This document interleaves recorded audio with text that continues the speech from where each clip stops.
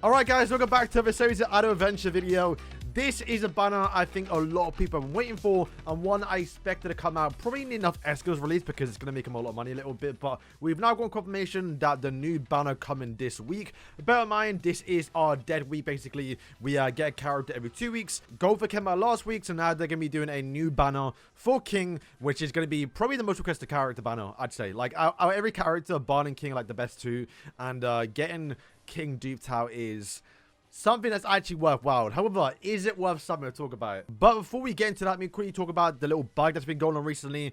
There's been a 5-star bug which has been relatively annoying. You got the little rewards today or like a few hours ago, so if you had the bug occur to you, then you should now get the rewards for it. But you see right now, like I'm silver 5 when I'm like, I got 0 XP there, basically, but on my ranking, it shows I'm ranked, 160. I've got 10k points, which is, I think that's like 1 win of getting Challenger, which is, yeah, kind of annoying, because, yeah, as soon as that happened, my points got reset down to 0, basically, even though it's not fully reset, so, that's kind of why this little update's happening. They're going to fix it today. So, literally, hopefully, after the maintenance, I'll be back to my normal PP. And then I can also play, because it's also bugged as well. You see right now, like, I have 1 stamina, and no matter what, I can just click challenge, and then boom, it'll give me like my points for winning, but it won't give me, I think it gives me the points. I don't know, you might be able to abuse actually, because I think I'm gaining the points, and then they do say you are going to keep the points. I'm not too sure, it's kind of a mess. But yeah, King's banner is here. Now, is it worth summoning?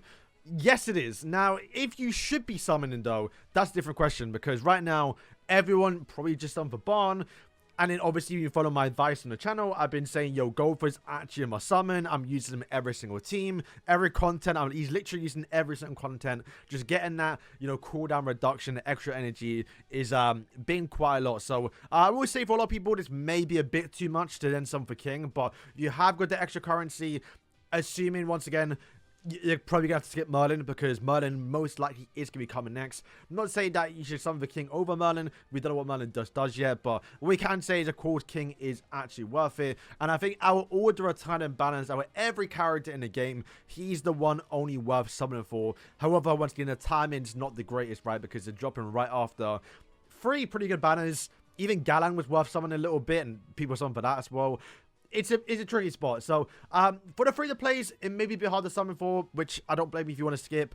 But you know what? Doing, like, a couple thousand gems on the banner, see if you can get lucky and see if you can do, like, 1 or 2 PEs. You don't have to go all the way. Once again, King at 3-star does wonders. For you lot, if you can get up towards 2-star. I was using King at 2-star for, like, the longest time. So, I do know a 2-star King can work. It's just, once you get him towards 3-star, he really does become a DPS character. And anyone from the beta that actually summoned for him, because he did have a banner during the beta, everyone that got him to, like, 7-star, 8-star, plus whatever, how many summons they got him to, everyone always stressed the point that King is actually kind of broken DPS, right? Because I think like the biggest AoE skill in the game, 4 meters in front and then 7.5 meters wide, is a massive AoE ability. And we all talk about, King buffing up distinct characters, buffing up Barn, buffing up Melee, buffing up Gowther, but you got to remember, he also buffs himself up with his skills, right? So he's just doing, final attack, he's getting that crit damage, like he's actually doing so much damage with the skill effect. And later today, I'm planning to upload a Tower of Trials video, and in this video, I mean, I didn't use King in all my games because I didn't want to, showcase it, but like, you will see it, he just, in any AoE content video going forward, like, Tower Trials, PvP, even in the Gold Dungeon farm, you see King just does the most damage because that massive AoE nuke does so much. And obviously, mine's like 3-star. So imagine what he's doing when he's like actually like 7-star plus and he gets like all attack rolls.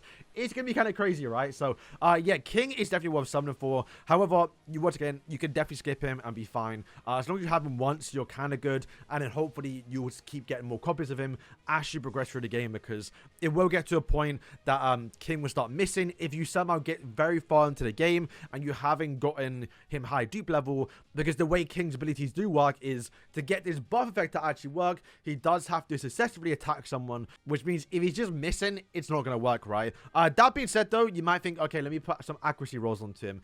Accuracy doesn't matter. Like, it does matter, but when you're going to be against like nightmare stages and certain stages, right, get like legendary rolls on accuracy, it's not going to make a difference. What will make a difference is you duping up the character. I mean, you lot just saw recently I summoned for Gowther. We spent 100k on his banner, and I've already gotten 100k back. I think I've gotten 100k in the last, like, week, I think.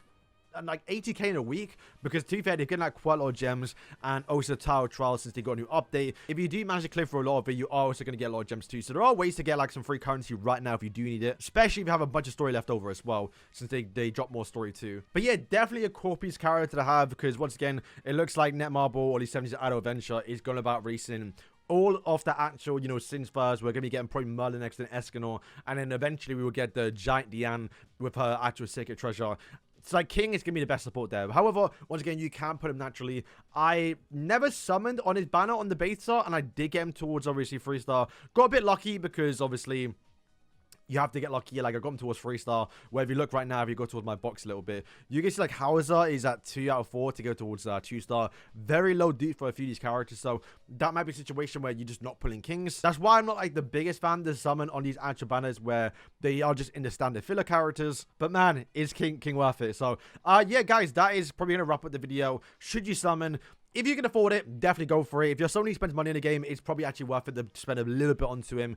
Maybe not go all the way, unless you're like a mega world. This is your chance to go all the way towards 160k 1,000 crystals, because that will get you probably near enough to a 6 to 7 star actual king, and then at that point you got one of the best supporters, even best DPSs for like PvP content. But once again, I do want to stress that you can still definitely use him at 2-star even far into the game, because if you think about it, what you can do is, you know, keep King at 2-star, or if you can get him towards higher, that's great too. But, you know, focus on Gopher, focus on, you know, Melly, focus on Barn, focus on the Merlin, focus on, of course, you know, Escanor when he comes out as well, to where King is still buffing him up, to be fair. It's just you're not relying on King being a big DPS character. I've gone pretty far in the game, and I haven't really relied on King being a DPS, but hey, now that I've gotten towards 3-star, I can say I was missing out quite a lot, right? Like, just having that 3-star, doing some big damage, getting that guarantee hit, so I'm not like, there's not a chance he misses sometimes, and I just don't get the buffs off. But I've been saying that, yo, Wicked tokens you can probably spend onto King, because other than King and Galland, there's no real blue character worth spending your actual Wicked tokens on, unless once again we get Merlin and also, you know, Escanor, that one of them are blue. I can see Merlin being a blue character, but there's a good chance you probably already have one copy of him. So going into his banner a little bit, just doing a few summons, maybe like 20 to 40k. See if you get lucky. If you get a few copies, then you can get out and then dupe him up a little bit, and then maybe wait 1 or 2 tries to get him. And if you can defeat the final stage of the actual Tower Trials and the normal difficulty, you do get a guaranteed selector, which is where I got my final king actually. So there is a way of getting him. Plus they do give out quite a lot of legendaries. They give out 7th event. We'll probably get more as well, so there'll be more chance to get him. So yeah, to wrap up the video, you probably don't need to go crazy if you're true free to play. You know, might as well say for the new characters, but I will say, if King hadn't already released in the game and he released now, he'd be a must summon. And I still think he's a must summon, but once again, it comes down towards your gem income.